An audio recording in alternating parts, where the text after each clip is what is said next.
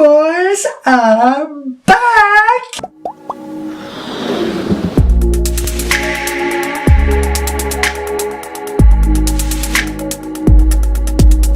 Hi, David O'Sullivan here, and in this video it's going to be my first in my new segment entitled Guilty Movie Pleasures. This is going to be a new series that I'm starting up where I'm going to look at some of my favourite films that are some of my favourite guilty movie pleasures. The films that aren't necessarily that great, but you just can't help but love them, you know.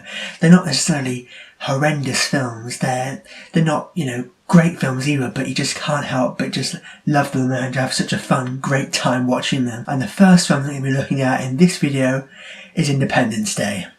I thought I would do a video on Independence Day because we've got Independence Day Resurgence coming out very soon now, and I thought it would be a good opportunity to look back on the first Independence Day and do my first guilty movie pleasure video on the first Independence Day. This isn't necessarily going to be a full-blown review. I'm not necessarily going to be doing a review of this film. I will talk about films that I liked and disliked, but it's going to be more of a fun, different kind of video. So let's just get going. Yeah, at the beginning of the film, we've got these massive, big spaceship. We just see this big spaceship approaching the Earth as this big shadow goes across the moon. I think it's a great opening. It just really sets the tone, like, oh my god, something bad is coming, you know, like just this giant, enormous bloody spaceship, like approaching the Earth, and then it ejects all these other smaller spacecraft that then approach the Earth. Of course, we get introduced to one of our first main characters, and that is Jeff Goldblum playing David Levinson, who's kind of like the IT techie kind of expert there.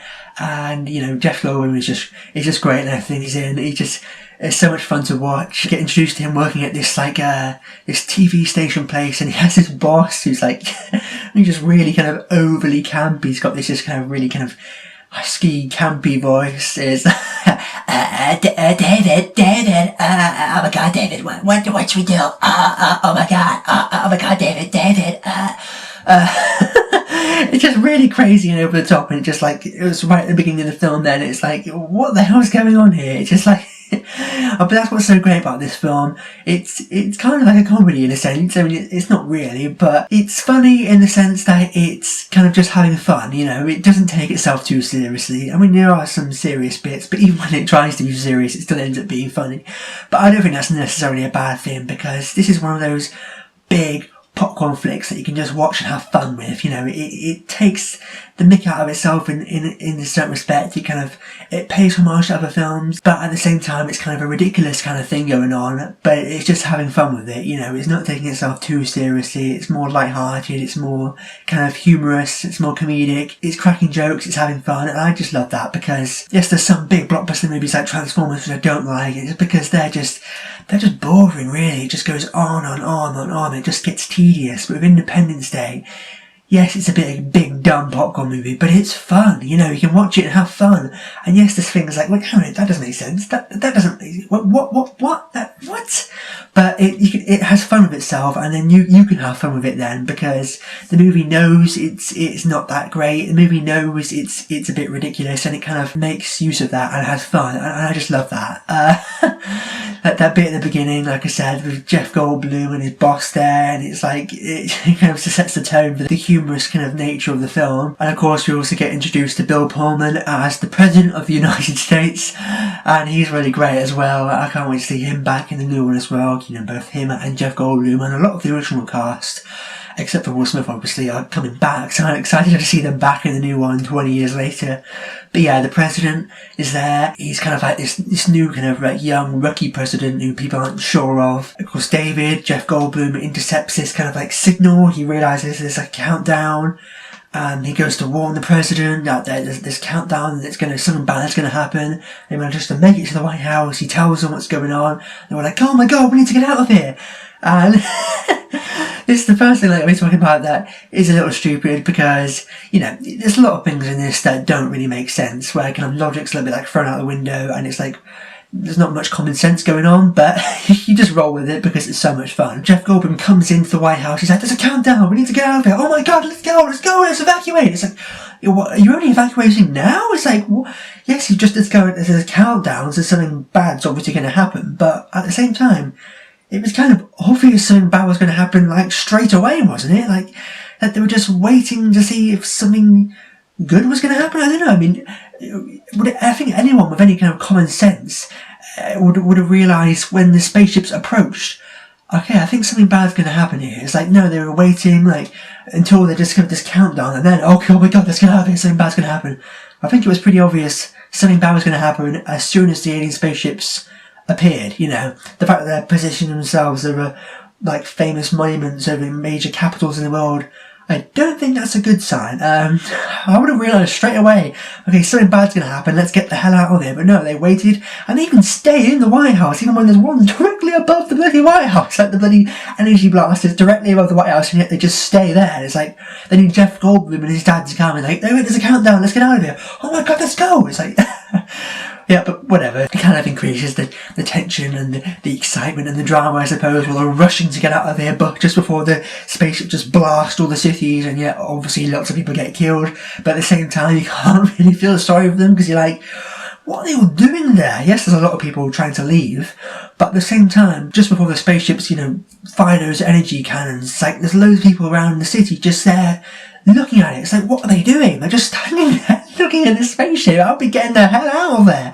It's like they're just standing there looking at it. Like, what do they think is going to happen? You know, and there's people on the rooftop.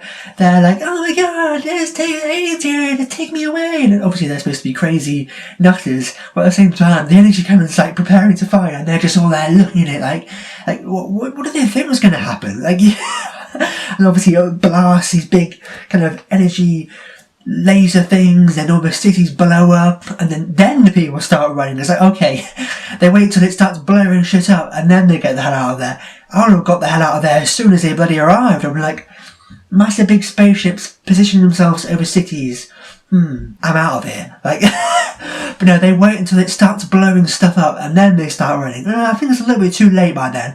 So all these people are getting killed, and you're like, okay, supposed to feel sorry for them, I suppose, but at the same time, it's like, it's their kind of stupidity. They're not getting the hell out of there, so it's like, you know, whatever. And of course, the main characters don't die. You kind of have to suspend disbelief watching this film. If you try to watch it as a serious film and, you know, apply logic and common sense, you're going to find holes and issues and everything in this film. Story-wise, it's not the best film. It does have a lot of holes, it does have little problems, but if you just forget about all that and just, you know, just shut your brain off in a sense, and you can have great fun with this film. Of course, after they've blown up the city, well, as they're blowing up the city, their president, Jeff Goldblum, and his dad managed to get out of Washington just on the plane as it's blowing up. Like, it's like... But at the same time, it's like, President left his wife behind. I mean, he says just before he gets on the plane, is my wife in the air? Oh, she will be. I would have been... If I was him, I wouldn't have left. I would have made sure she was definitely, like, in the air, or why wasn't she with him? It's like, what the hell? He just leaves her there. The helicopter she's on ends up crashing, and she doesn't get out of there. It's like, what was the president thinking? He's like racing to get out of there. What about his wife? Why wasn't his wife with him? It's like he didn't care. He's like, oh well, she'll be fine. Just get the hell out of here. She'll be okay. They just make it out of there on the plane as it's all blowing up. It's kind of reminiscent of that bit in 2012. Also directed by Roland Emmerich. Obviously he did 2012 long after this, but you know, that bit when they're escaping Yellowstone National Park and it's all just blowing up. And it's kind of like this when the plane's leaving and it's all just blowing up behind them. And then of course we get introduced to Will Smith, another one of the main characters. And what I realised, because I rewatched this again a few days ago when they showed it on TV, what I realised is that Will Smith doesn't have a massive part. It's not like a solo Will Smith movie in a sense. It's more of an ensemble piece. We've got Jeff Goldblum there, we've got Bill Pullman there, we've got Judd Hirsch, we've got all these other characters. So it's not just a Will Smith movie like, let's say, I, Robot is. It's more of an ensemble piece. So I think, in that sense, it's not too big of an issue that Will Smith wasn't able to come back. Because Will Smith wasn't just the only main character. It wasn't as if it was all revolving around him. Like I said, I'm not too upset that he didn't come back for Independence Day Resurgence. I would like to have seen him back, but at the same time, I don't think they needed him. Say if the sequel came out a few years after the original, they probably would have needed him back. But the fact that it's like 20 years later, I don't think they like need him as much. And of course we get Jeff Goldblum back, we're getting Bill Pullman back, a lot of the original cast are back. Will Smith, we introduced him, he sees the spaceship there. And that's another funny thing, he's like, yes, he's not really paying attention to what's going on, but at the same time, he sees the spaceship so late, and it's like right there, like outside of his house, like literally right in front of his face, and he has to actually look up to see it. It's like, didn't you just see that? How could you not have seen that straight away? Surely as soon as you walked out the door, you would have seen that. This massive, big, bloody spaceship, like, right there. And he has to actually look up. And the same with his wife. She comes out, and then she has to actually look and see it as well. Like, what?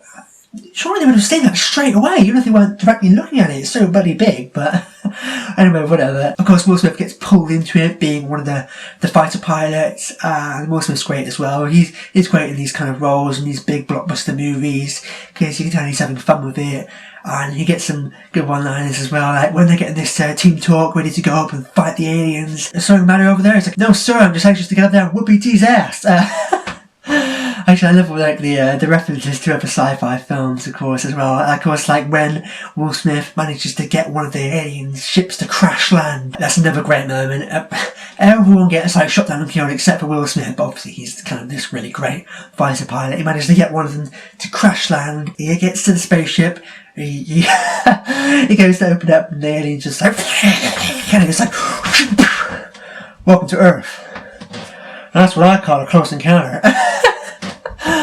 See, Close Encounters of the Third Kind, another reference to a sci-fi film. Obviously, there's no big visual callback to Close Encounters of the Third Kind when they attempt to make contact with the aliens, which doesn't end too well. And they have this helicopter with the flashing lights, kind of like with the finale of Close Encounters of the Third Kind. They're trying to like make contact with the aliens with the lights, like, oh, we seem to be getting some kind of response. There's some light here. There's some. Yeah. Obviously they were going to blow him up. What do they think was happening? It's opening up, but this could be some kind of response here. What's going on? I guess they don't want to make contact.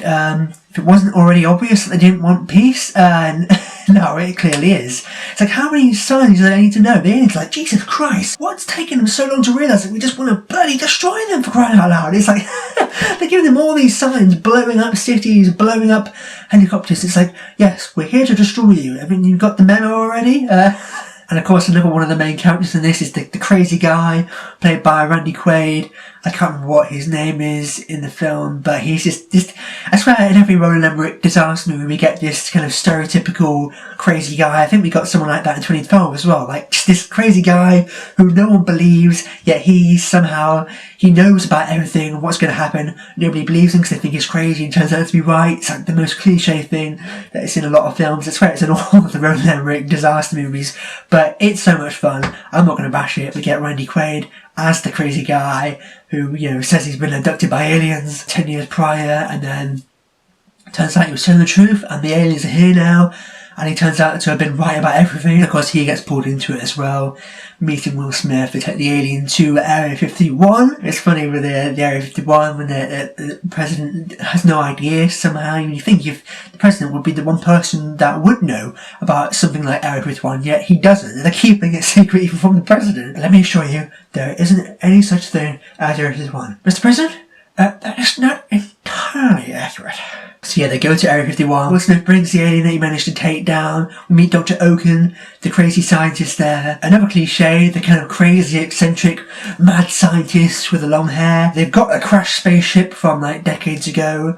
They've got these alien bodies as well. And that brings us to the scene in which Dr. Oaken is experimenting on the alien, and then it suddenly comes alive and, grabs him and makes contact with the rest of the humans through Dr. Oaken. Another great moment. It's like, where is me? And then the guy's like, okay, get him out.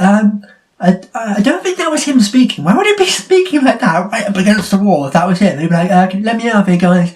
And he was like, where is me? I think that's the aliens talking. I don't think that's Dr. Oaken. And then, of course, they try to, make peace with the alien, which obviously doesn't go too well because the aliens are there to destroy them. And he's like, come on, can we have some kind of truce here? Can we make peace? No peace. No peace. No, like, what do you want from us? Why are you here? What do you want us to do? We want you to die. Okay, so I think now it's pretty obvious that the aliens want to destroy him and they want him to die. Okay, I think they got it now. I think they've got the message. If it wasn't as clear already, the president gets some psychic message. He gets some kind of vision or something revealing what the aliens are planning to do, even though I think it's pretty obvious what they're planning to do. destroy the world, obviously. Apparently they've been going from like world to world, destroying planets. That's kind of what doesn't make sense about these sequels. Like, oh, they're coming back 20 years later. It's like, if they've gone from world to world destroying it, wouldn't they have just like tried to get a different one after it failed with Earth? Like, why would they try again? It didn't work out too well the first time, and now they've got some of their tech as well, and they want to try again. I don't think it's going to end too well, but obviously they're coming back bigger than before, so who knows? Pretty sure the Americans are going to win though again.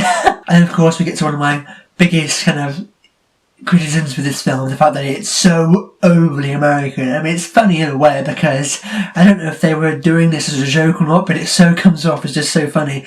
Obviously it's an American movie, it's a big Hollywood blockbuster, it's starring Americans, about Americans, set in America, but at the same time it's like aliens are invading the world. They're all over the world, spaceships everywhere, blown up cities everywhere, and yet it's only ever focused on America. We only ever see America, the spaceships in America, destroying America, the Americans fighting the aliens in America.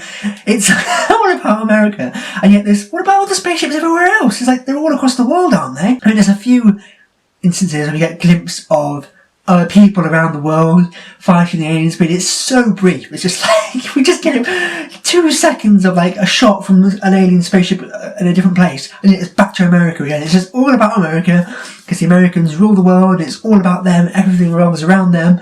But whatever, it kind of makes the movie more funny in a sense. Oh my god! And this is the scene when we get. It's kind of like there's just one montage scene dedicated to the rest of the world, and then it goes back to America. It's so funny. It's like we get this scene where we see like the people from Iraq or Iran, I think it is, and then English people as well.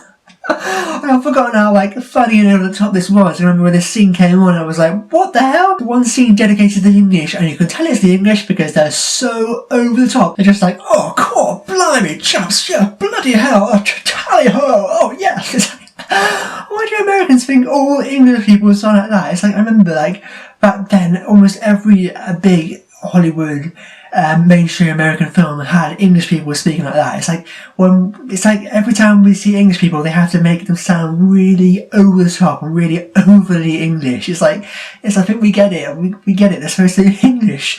Well, it's not as bad in movies now. They do still sound a bit overly English, if you know what I mean, but like back then, oh my god, it was just almost like a joke. It's like so over the top, it becomes almost like a comedy, it becomes almost like a parody, like a comedy sketch in that scene. It's like so over the top. And of course the fact that the rest of the world needs to be told what to do by the Americans. The Americans manage to figure it out, and then the rest of the world come in for this one montage scene in which the Americans tell them what to do, and it's like, oh yes, oh blimey, yes, that's what we need to do. Yes, okay, come on, let's go. Let's do this now. Thank you, America. Let's go.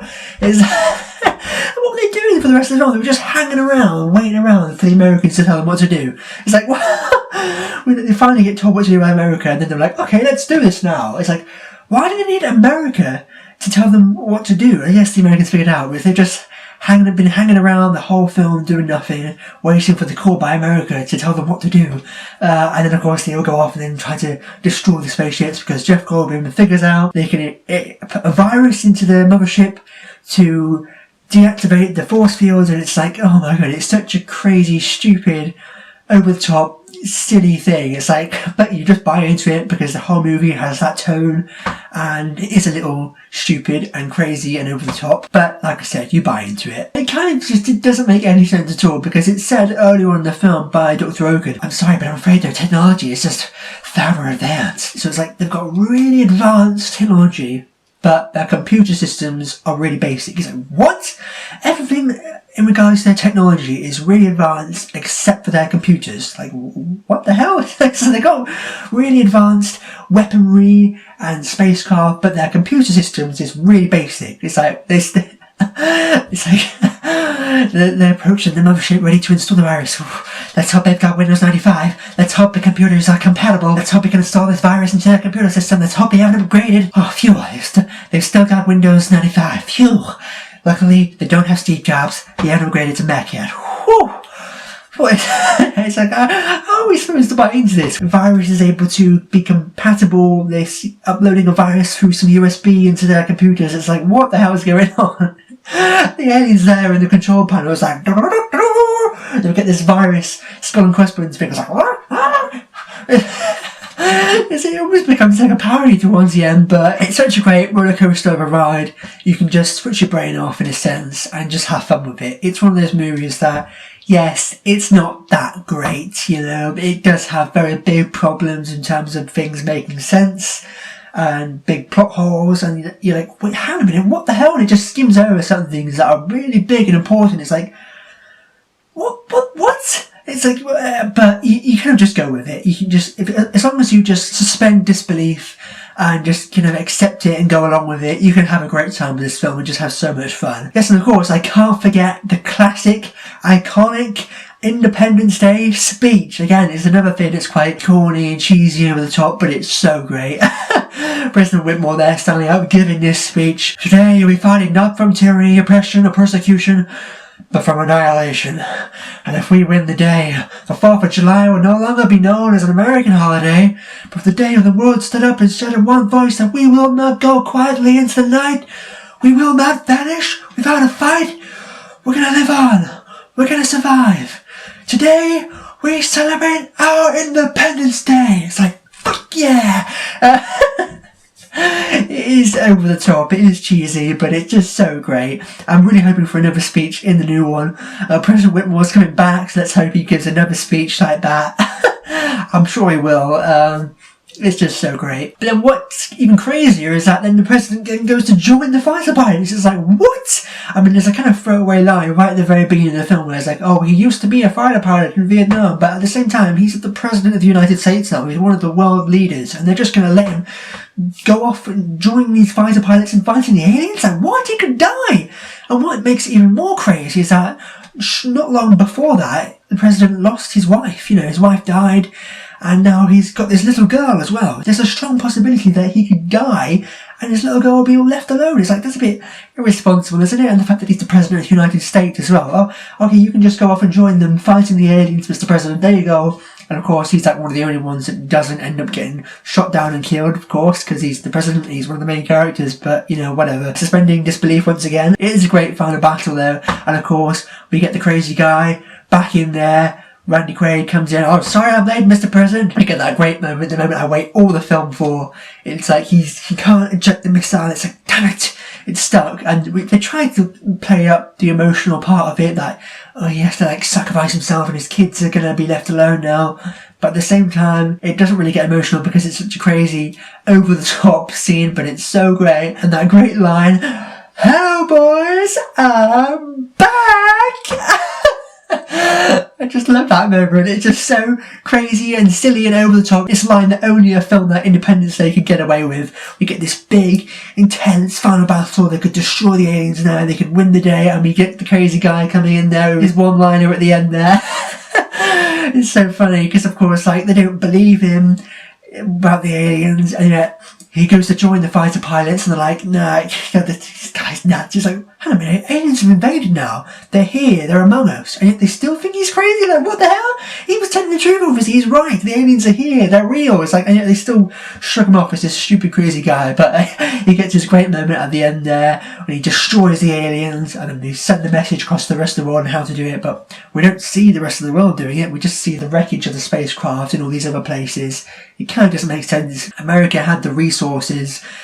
It's like, how did the one in Africa get shot down? They don't have any missiles over there, do they? Like, we just see all these like native people in Africa, and we're like, yeah, the spaceships. How did they do it? Like, how has the rest of the world got all these missiles and fighter pilots shooting? I don't know. We don't see any of that, but we just see this the crashed spacecraft across the world, and yet they've won the day. Even though we only see the one in America getting taken down, because there was like millions, wasn't there? There was like loads all across the world. Like, how did all they get taken down as well? But, you know, whatever. The Americans win, the world is saved, the aliens are gone, and yeah, that's pretty much it. I've not got massively high expectations of Independence Day Resurgence, but just like Independence Day, I'm hoping it's going to be a really big, dumb, fun popcorn flick that you can just shut your brain off and just have a great time. I kind of want it to be a bad film in a sense. I mean, I don't want it to be a truly atrocious, terrible disaster or anything, but I kind of want it to be like Independence Day, that it's kind of like,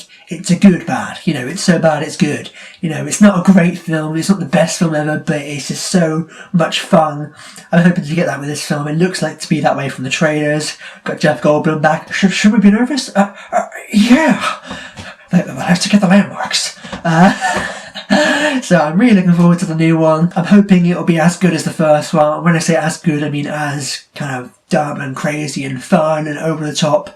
Because Independence Day, yes, it may not be the best film, but it really set the bar for blockbusters. For the big event disaster movie. It's technically a sci-fi alien invasion movie, but at the same time it's a big disaster film. Of course, Roland Emmerich went on to direct Day After Tomorrow 2012. They're all kind of the same movie really, but you know, I think Independence Day is his best. It was the first one that really started this whole big disaster movie craze off, and it really set the bar as well for these big blockbuster event movies.